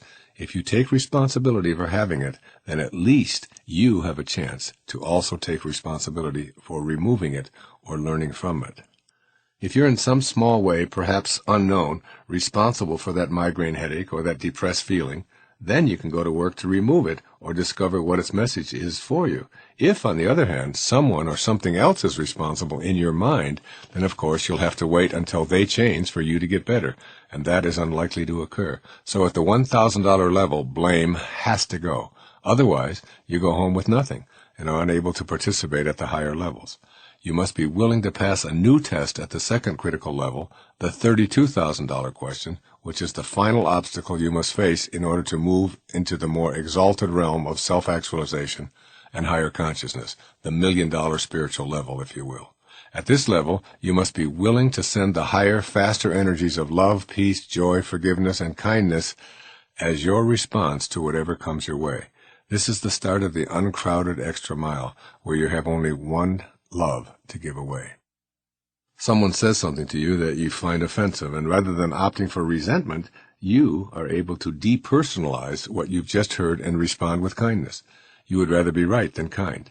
You have no need to make others wrong or to retaliate when you've been wronged. You do this for yourself. There's a Chinese proverb, if you're going to pursue revenge, you'd better dig 2 graves. Your resentments will destroy you. They are low energies. And along the extra mile, you'll only meet others who have fully grasped this concept. The ones who haven't made it to this level are all back with the crowd who went out of the game long ago on an easier question, and most are still back there wondering why they keep going home with nothing. But I can assure you that they continue to blame others for their emptiness. First, you have to get past blame. Then you have to learn to send love to all rather than anger and resentment. The story is told of the enlightened master who always responded to outbursts of criticism, judgment, and ridicule with love, kindness, and peace. One of his devotees asked him how he could possibly be so kind and peaceful in the face of such disparaging invective. His response to the devotee was this question: if someone offers you a gift, and you do not accept that gift, to whom does the gift belong? The answer leads us to the extra mile. Ask yourself, why would I allow something that belongs to someone else to be a source of my resentment? As the title of a popular book says, what you think of me is none of my business. Stop looking for occasions to be offended. When you live at or below ordinary levels of awareness, you spend a great deal of time and energy finding opportunities to be offended. A news report, an economic downturn, a rude stranger, a fashion miscue, someone cursing, a sneeze, a black cloud, any cloud, an absence of clouds. Just about anything will do if you're looking for an occasion to be offended. Along the extra mile, you'll never find anyone engaging in such absurdities. Become a person who refuses to be offended by anyone or anything or any set of circumstances. If something takes place and you disapprove, by all means state what you feel from your heart, and if possible, work to eliminate it and then let it go. Most people operate from the ego and really need to be right. So when you encounter someone saying things that you find inappropriate, or when you know they're wrong, forget your need to be right and instead say, "You're right about that." Those words will end potential conflicts and free you from being offended. Your desire is to be peaceful, not to be right, hurt, angry, or resentful. If you have enough faith in your own beliefs, you'll find that it's impossible to be offended by the beliefs and conduct of others. Not being offended is a way of saying, I have control over how I'm going to feel, and I choose to feel peaceful regardless of what I observe going on. When you feel offended, you're practicing judgment. You judge someone else to be stupid, insensitive, rude, arrogant, inconsiderate, or foolish, and then you find yourself upset and offended by their conduct. What you may not realize is that when you judge another person, you do not define them. You define yourself as someone who needs to judge others. Just as no one can define you with their judgments, neither do you have the privilege of defining others. When you stop judging and simply become an observer, you will know the inner peace I'm writing about here. With that sense of inner peace, you'll find yourself free of the negative energy of resentment, and you'll be able to live a life of contentment. A bonus is that you'll find that others are much more attracted to you. A peaceful person attracts peaceful energy. You won't know God unless you're at peace, because God is peace. Your resentments literally send God out of your life while you're busy being offended. Not being offended will mean eliminating all variations of the following sentence from your repertoire of available thoughts. If only you were more like me, then I wouldn't have to be upset right now. You are the way you are, and so are those around you. Most likely, they will never be just like you. So stop expecting those who are different to be what you think they should be. It's never going to happen. It's your ego that demands that the world and all the people in it be as you think they should be. Your higher sacred self refuses to be anything but peaceful and sees the world as it is, not as your ego would like it to be. When you respond with hatred to hate directed at you, you become part of the problem, which is hatred itself, rather than part of the solution, which is love itself. Love is without resentment and readily offers forgiveness. Love and forgiveness will inspire you to work at what you are for rather than what you're against. If you're against violence and hatred, you'll fight it with your own brand of violence and hatred. If you're for love and peace, you'll bring those energies to the presence of violence and ultimately dissolve the hatred. When Mother Teresa was asked to march against the war in Vietnam, she replied, "No, I won't, but when you have a march for peace, I'll be there." A final word about forgiveness and resentment. At the root of virtually all spiritual practices is the notion of forgiveness. This is what came out of Jesus of Nazareth while he was being tortured on a cross by a Roman soldier throwing a spear into his side. It is perhaps the most healing thing that you can do to remove the low energies of resentment and revenge from your life completely. Think about every single person who has ever harmed you, cheated you, defrauded you, or said unkind things about you. Your experience of them is nothing more than a thought that you carry around with you. These thoughts of resentment, anger, and hatred represent slow, debilitating energies that will disempower you. If you release them, you would know more peace. You practice forgiveness for two reasons. One is to let others know that you no longer wish to be in a state of hostility with that person, and two, to free yourself from the self-defeating energy of resentment. Resentment is like venom that continues to pour through your system, doing its poisonous damage long after being bitten by the snake. It's not the bite that kills you, it's the venom. You can remove venom by making a decision to let go of resentments. Send love in some form to those you feel have wronged you, and notice how much better you feel, how much more peace you have.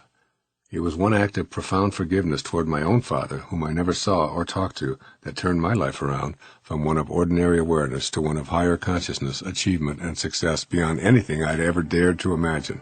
Indeed, there are no justified resentments if you wish to walk along the extra mile and enjoy inner peace and success on every step of the path.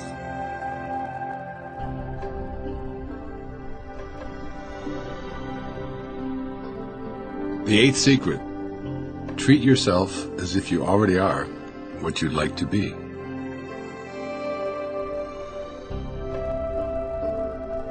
Thomas Paine had a wonderful quote. He said, "It is necessary to the happiness of man that he be mentally faithful to himself." And Epictetus, who was a slave back and became a philosopher 2,000 years ago, said, "First say to yourself what you would be, and then do what you have to do." Treat yourself as if you already are what you'd like to be. Whatever it is that you envision for yourself, no matter how lofty or impossible it may seem to you right now, I encourage you to begin acting as if what you would like to become is already your reality. This is a wonderful way to set into motion the forces that will collaborate with you to make your dreams come true. To activate the creative forces that lie dormant in your life, you must go to the unseen world, the world beyond your form. Here is where what doesn't exist for you in your world of form will be created. You might think of it this way. In form, you receive information. When you move to spirit, you receive inspiration. It is this world of inspiration that will guide you to access anything that you would like to have in your life. What it means to become inspired. Some of the most significant advice I've ever read was written more than 2,000 years ago by an ancient teacher named Patanjali. He instructed his devotees to become inspired. You may recall that the word inspire originates from the words in and spirit. Patanjali suggested that inspiration involves a mind that transcends all limitations, thoughts that break all their bonds, and a consciousness that expands in every direction. Here is how you can become inspired. Place your thoughts on what it is you'd like to become: an artist, a musician, a computer programmer, a dentist, whatever. In your thoughts, begin to picture yourself having the skills to do these things. No doubts, only a knowing. Then begin acting as if these things were already your reality. As an artist, your vision allows you to draw, to visit art galleries, to talk with famous artists, and to immerse yourself in the art world. In other words, you begin to act as an artist in all aspects of your life. In this way, you're getting out in front of yourself and taking charge of your own destiny at the same time that you're cultivating inspiration. The more you see yourself as what you'd like to become, the more inspired you are. The dormant forces that Patanjali described come alive, and you discover that you're a greater person than you ever dreamed yourself to be. Imagine that. Dormant forces that were dead or non-existent, springing into being and collaborating with you as a result of your becoming inspired and acting as if what you want is already here. By having the courage to declare yourself as already being where you want to be, you will almost force yourself to act in a new, exciting, and spiritual fashion. You can also apply this principle to areas other than your chosen vocation. If you're living a life of scarcity and all of the nice things that many people have are not coming your way, perhaps it's time to change your thinking and act as if what you enjoy having is already here. Visualize the beautiful automobile that's your dream car and paste it on your bedroom door as well as on the refrigerator. While you're at it, paste it on the dashboard of the car you're now driving. Visit a showroom, sit in your car and note the beautiful new car aroma. Run your hands over the seats and grip the steering wheel. Walk all around your car, appreciating the lines of it. Take your car for a test drive and visualize that you're entitled to drive this car, that you're inspired by its beauty, and that it's going to find a way into your life. In some way, somehow, this is your car. Talk to others about your love for this car. Read about it. Bring up a picture on your computer screen and leave it there to view each time you're near the computer. All of this may seem silly to you, but when you become inspired and act as if what you want is already here, you'll activate those dormant forces that will collaborate to make this your reality. Extending inspiration everywhere. Treating yourself in the manner described above can become a habitual way of life. This doesn't involve deception, arrogance, or hurting others. This is a silent agreement between you and God in which you discreetly work in harmony with the forces of the universe to make your dreams become a reality. This involves a knowing on your part that success and inner peace are your birthright, that you are a child of God, and as such, You're entitled to a life of joy, love, and happiness. In your relationships with your lovers, co-workers, and family, act as if what you would like to materialize in those relationships is already here. If you want a sense of harmony in the workplace, maintain a clear vision and expectation of this harmony. Then you're out in front of your day, seeing 5 o'clock arriving peacefully for everyone when it's still 7:30 in the morning. Each time you have an encounter with someone, your 5 o'clock vision pops into your head, and you act in a peaceful, harmonious way so as not to nullify what you know is coming. Furthermore, you act toward everyone else as if they, too, are all that they're capable of becoming.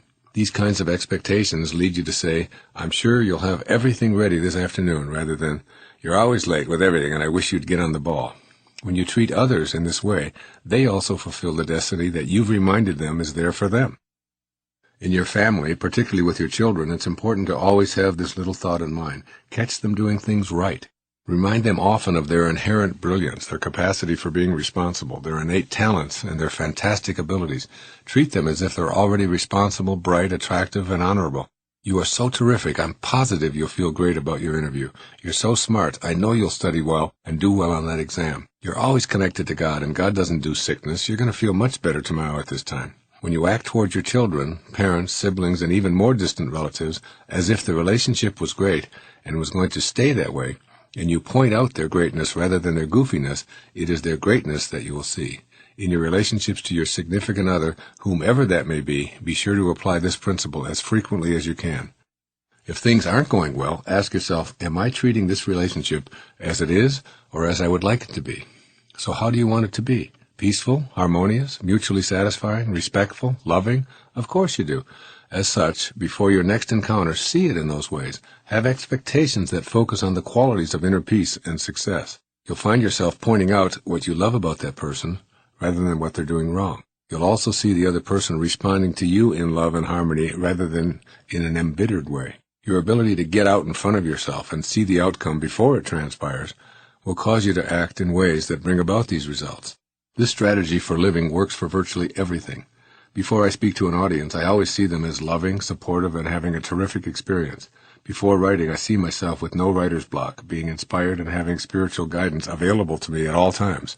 As A Course in Miracles reminds me, if you knew who walked beside you at all times, you could never experience fear again. This is the essence of inspiration, as well as seeing the future in terms of how you want it to be, and then acting exactly in that manner. Synchronicity and inspiration. There are no coincidences. Anything that coincides is said to fit together powerfully. You move into spirit and feel inspired when you're activating the forces of the universe to work with you.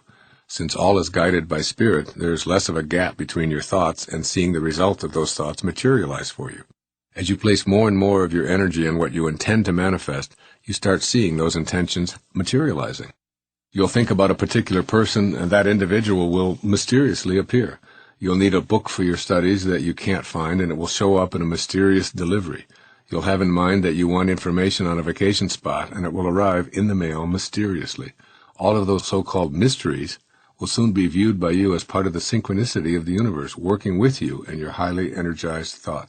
You must hold on to the idea that you can negotiate the presence of these things by keeping your energy field always focused with love on what you passionately intend to create. The law of attraction is put into play, and your thoughts literally become attractor energies. At first, it will seem startling and almost unbelievable. As you stay in spirit and act as if what you desire is already here, you'll find it less and less puzzling. Connected to God as you always are, you are the divine force that puts this synchronicity into your everyday life. You will realize very soon that what you think about is what expands. Therefore, you'll become more mindful and careful about what you think about. This process of treating yourself as if begins with your thoughts, impacts your emotional state, and finally, stirs you into action. From thoughts to feelings to actions, they will all react affirmatively when you stay inspired and get out in front of yourself in ways that are consistent with what you want to become. Declare yourself to be a genius, to be an expert, to be in an atmosphere of abundance, and keep that vision so passionately that you can do nothing but act upon it. As you do, you will send out the attractor energy that will work with you to materialize your actions based upon those stated declarations. Treat everyone you encounter with the same intention. Celebrate in others their finest qualities. Treat them all in this as-if manner, and I guarantee you that they will respond according to your highest expectations. It's all up to you. Whether you think this is possible or impossible, either way, you'll be right, and you'll see the rightness of your thoughts manifesting everywhere you go.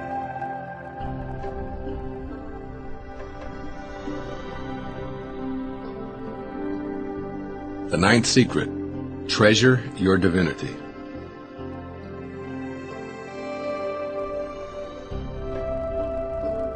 Here's Albert Einstein's observation. There are only two ways to live your life. One is as though nothing is a miracle. The other is as though everything is a miracle. And Walt Whitman once said, "In the faces of men and women, I see God." Treasure your divinity. You are a divine creation of God. You can never be separate from that which created you. If you can think of God as the ocean and yourself as a container, you may find it helpful in moments of doubt or when you feel lost or alone to remember that you are a container of God. When you dip your glass into the ocean, what you have is a glass of God. It's not as big or as strong, but it's still God. As long as you refuse to believe otherwise, you won't feel separate from God. Think of a drop of water from the ocean of abundance that's separated from its source. Separated from its source, that droplet of water will ultimately evaporate and return to its source. The point is that while it's in its liquid form, disconnected from its source, it loses the power of its source. This is the essence of the secret of always treasuring your divinity. While you're separated in your mind from your source, you lose your divine power, the power of your source. Just like the drop of water, you too will change form and ultimately return to your source.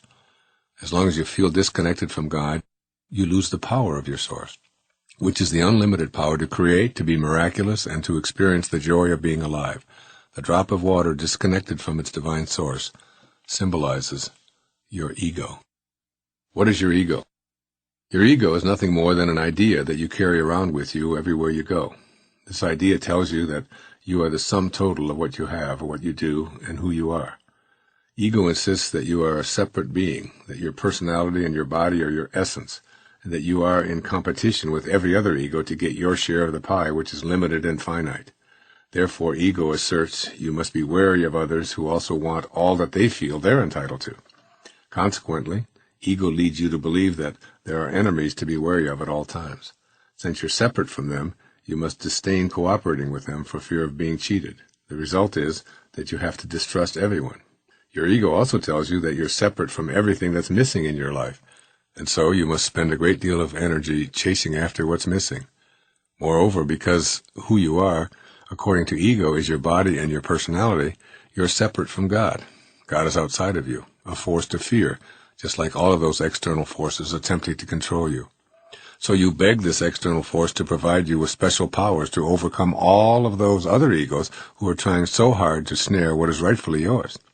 Your ego keeps you in a constant state of fear, worry, anxiety, and stress.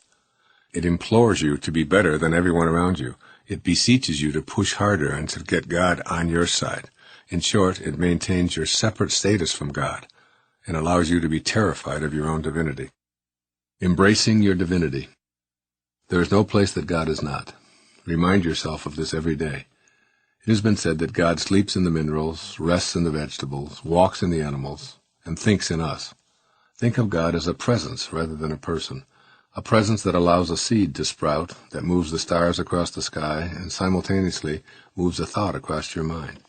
A presence that grows the grass and grows your fingernails all at the same time. This presence is everywhere, therefore it must also be in you. And if it's everywhere, it must be in all that you perceive to be missing from your life. In some inexplicable way, you're already connected to all that you'd like to attract into your life by the presence of this universal, all-powerful spirit called God. You may have read about some of the great saints in India. They seem to possess the magical powers of instant manifestation. Their presence appears to heal the sick, and they communicate a sense of divine bliss and peace to all those that they encounter. One saint was asked by a reporter from the West, "Are you God?" The saint responded without hesitation, "Yes, I am," to which everyone in attendance seemed stunned. Then after a brief pause, he continued, "And so are you. The only difference between you and I," he said, "is that I know it, and you doubt it." You are a piece of God. You are a divine creation, a being of light who showed up here as a human being in the exact moment you were supposed to. Your body will depart at precisely the right moment as well. But you're not that body you behold, nor are you its personality or any of its possessions and accomplishments.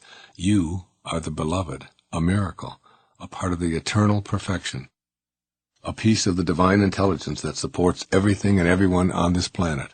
In a world in which this divine intelligence creates everything, there can be no accidents. Every time you experience fear, self-rejection, anxiety, guilt, or hate, you're denying your divinity and succumbing to the influences of that insidious ego mind that has convinced you of your disconnection to God. Author U.S. Anderson wrote an inspiring book many years ago called 3 Magic Words.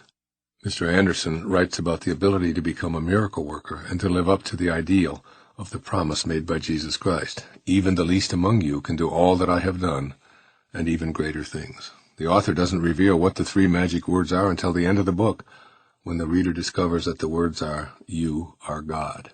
Not God in the sense of above all others and better than everyone else, but in the sense of being eternally connected to your source, the ever-present power of love that never abandons you and never runs dry. You can rely on this source if you remind yourself that it includes you at all times.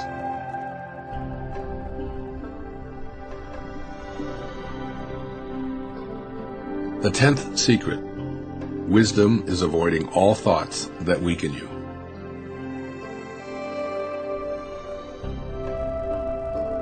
William James, the father of psychology, said, "Believe that life is worth living, and your belief will help create that fact." And William Shakespeare said, "Nothing is unless our thinking makes it so." Wisdom is avoiding all thoughts that weaken you. Every single thought you have can be assessed in terms of whether it strengthens or weakens you. In fact, there's a simple muscle test you can do to try out any thought that you're having in the present moment. It works like this. Hold your arm out to your side and have someone else attempt to push your arm down while you resist. Think of telling a lie and notice how much weaker you are than if you think of a truth. This can be done for any thought that elicits an emotional reaction. In a book titled Power versus Force, David Hawkins, a medical doctor, elaborates on this method and provides a map of consciousness to show you how every thought computes to either weaken or strengthen you. Authentic wisdom is the ability to monitor yourself at all times to determine your relative state of weakness or strength, and to shift out of those thoughts that weaken you.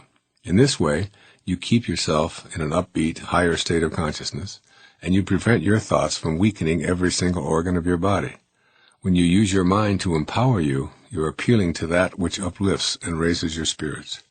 Power urges you to live and perform at your own highest level, and it is compassionate. Force, on the other hand, involves movement.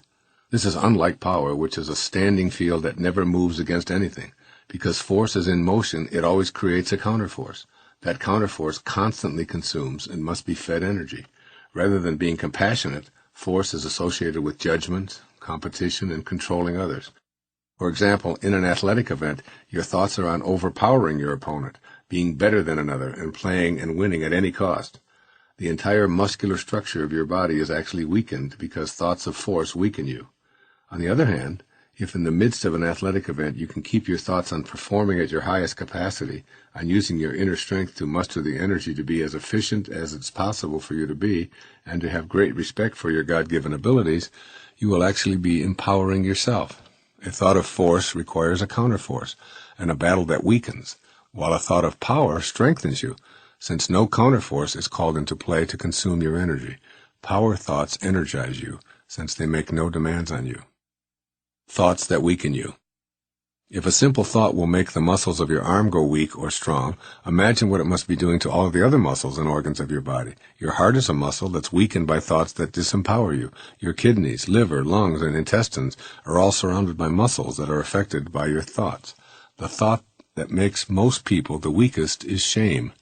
The importance of forgiving yourself cannot be stated strongly enough. If you carry around thoughts of shame about what you've done in the past, you're weakening yourself both physically and emotionally. Similarly, if you use a technique of shame and humiliation on anyone to get them to reform, you're going to create a weakened person who will never become empowered until those shameful and humiliating thoughts are removed. Removing your own thoughts of shame involves a willingness to let go, to see your past behaviors as lessons you had to learn, and to reconnect to your source through prayer and meditation. After shame, guilt, and apathy thoughts make you the weakest. They produce the emotions of blame and despair. To live in guilt is to use up your present moments being immobilized over what has already transpired. No amount of guilt will ever undo what's been done. If your past behavior mobilizes you to learn from your mistakes, this is not guilt. It's learning from the past. But to wallow in the present moment over your so-called errors is guilt, and it can only take place now. Releasing guilt is like removing a huge weight from your shoulders. Guilt is released through the empowering thought of love and respect for yourself. You empower yourself with love and respect, letting go of standards of perfection and refusing to use up the precious currency of your life, that is the now, with thoughts that only continue to frustrate and weaken you. Instead, you can vow to be better than you used to be, which is the true test of nobility. Apathetic thoughts create despair. They are the thoughts that keep you from being engaged in life. Apathy stems from self-pity and a need to be entertained continually to avoid boredom. You can never be apathetic or lonely if you love the person you're alone with. Every moment of every day presents an unlimited number of options for living fully and being connected to life. You don't need a television or a radio constantly blaring to avoid apathy. You have your own mind, which is a kingdom of limitless potential. You have the choice each day to wake up and say, "Good morning, God," or "Good God, morning." It's always a choice. Any moments that you fill with thoughts of boredom and apathy will truly weaken you physically, emotionally, and spiritually. To me, it's an insult to this wondrous universe filled with 100 million miracles to ever allow myself to think thoughts of boredom or apathy. The other prominent thoughts that compete to make you weak include fear and anger. Both of these categories of thought employ force, which produces a counterforce and an inner atmosphere of tension and weakness. When you're afraid, you've moved away from love. Remember, perfect love casteth out all fear. What you fear, you resent and ultimately begin to hate. Thus the dichotomy of hate and fear are at work within you, always weakening you. Every thought you have in which you're in a state of fear keeps you away from your purpose and is simultaneously weakening you. Your fearful thoughts are inviting you to stay immobilized. When you find yourself in a fearful mode, stop right there and invite God onto the scene. Turn fear over to your senior partner with these words: "I don't know how to deal with this, but I know I'm connected to you, the miraculous creative force in this universe. I'll move my ego out of the way and turn it over to you. Try it. You'll be surprised by how quickly that higher energy of love will nullify and dissolve your fearful thoughts and empower you at the same time." Anger, likewise, is an emotional reaction to thoughts that say, "I want the world to be the way I want it, not the way it is. Therefore, I'm angry." Anger is often justified as normal, but it will always make you weak. And as this principle reminds you, wisdom is avoiding all thoughts that weaken you. You don't have to be angry to right a wrong or to work toward a better world. When you become more peaceful, you will only have peace to give away. Moments of frustration won't trigger anger. They'll help you become more aware, and then they'll spur you onto a solution. Every thought of anger moves you away from love and into violence and vengeance, which are forces that spur counterforces, weakening everyone involved. All of these thoughts of shame, guilt, apathy, fear, and anger are energies, since everything in our universe is a vibrating frequency. Those that weaken you are low, slow frequencies, and they can only be dissolved by bringing the higher, faster energies of spirit to their presence. Thoughts that strengthen you. When you shift from a thought that's a very low energy vibration to one of a higher frequency, you go from weak to strong. When your thought is on blaming others, you're weakened. But when you shift to loving and trusting others, you become strong. Your thoughts come with an accompanying energy, so you might as well shift to those that empower you. Once you realize that what you're thinking about is the source of your experience of reality, then you'll begin to pay more attention to what you're thinking in any given moment. Many years ago, in a tremendously popular audio program called The Strangest Secret, Earl Nightingale taught many of us that we become what we think about all day long. Your thoughts determine whether you're being empowered or weakened, whether you're happy or sad, successful or not. Everything is a thought that you carry around with you. Happy thoughts create happy molecules. Your health is determined largely by the thoughts you have. Passionately think that you won't get a cold, and your body will react to your thoughts. Refuse to entertain thoughts of fatigue, jet lag, or headaches, and your body responds to your thoughts.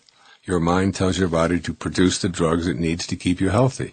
Give someone a sugar pill and convince them that it's an anti-arthritic drug, and that person's body will react to the placebo with the increased production of anti-arthritic energies. The mind is a powerful tool in creating health. It also creates divine relationships, abundance, harmony in business, and even parking places. If your thoughts are focused on what you want to attract in your life, and you maintain that thought with the passion of an absolute intention, you'll eventually act upon that intention, because the ancestor to every single action is a thought. The most empowering thoughts you can have are those of peace, joy, love, acceptance, and willingness. These thoughts don't create a counterforce. Powerful, joyful, loving thoughts stem from your willingness to allow the world to be as it is. Then you're in a state of inner bliss, where serenity replaces fighting, reverence for all of life substitutes for craving and anxiety, and understanding supplants scorn. You become an optimist. Rather than seeing the glass as half empty, it's always half full. All of this is nothing more than a conscious decision on your part to be in charge of your thinking. Be aware at any given moment in your life that you always have a choice about the thoughts you allow in your mind. No one else can put a thought there. Regardless of the circumstances you find yourself in, it's your choice. Choose to replace disempowering, weakening thoughts with thoughts of a higher spiritual frequency.